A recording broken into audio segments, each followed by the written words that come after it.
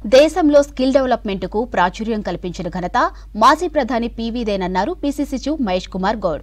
PV 20వ వర్ధంతి సందర్భంగా నెక్లెస్ రోడ్లోని జ్ఞానభూమి దగ్గర మహేష్ కుమార్ గౌడ్ అంజలి ఘటించారు. మాజీ ప్రధాని PV Telugu రాష్ట్రాలకే గర్వకారణమన్న PCC chief Gnanabhoomi ఇచ్చిన ఘనత కాంగ్రెస్దేనన్నారు.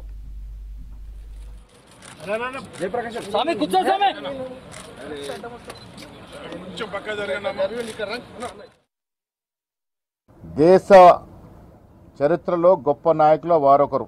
ఈ దేశంలో విద్యని ప్రాచుర్యం తీసుకొచ్చి ప్రతి వాడు చదువుకోవాలి, చదువుతోనే భవిష్యత్తు అని ఆనాడు హెచ్ఆర్డి మినిస్ట్రీని క్రియేట్ చేసి నవోదయ పాఠశాల అనే పదానికి అంకురార్పణ చేసిన మహోన్నత వ్యక్తి శ్రీ పివి నరసింహారావు గారు. మనందరి గర్వకారణం, వారు తెలంగాణ బిడ్డ.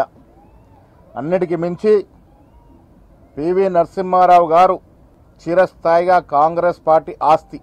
వారి మరణానంతరం ఆనాడు రాజశేఖర రెడ్డి గారు ముఖ్యమంత్రిగా, గీతారెడ్డి గారు మంత్రిగా, పివి గారి జ్ఞానానికి పేరైన జ్ఞానభూమి జీవో ఇవ్వడానికి, నామకరణం చేయడం కానీ, జీవో ఇవ్వడం కానీ, ఈ స్థలాన్ని పెట్టడం కానీ, అదేవిధంగా దామోదర సంజీవయ్య గారిది, ఎన్టీ రామారావు గారిది, ముగ్గురు కూడా ఈ స్థలాలు ఇచ్చినటువంటి ఘనత కాంగ్రెస్ పార్టీది.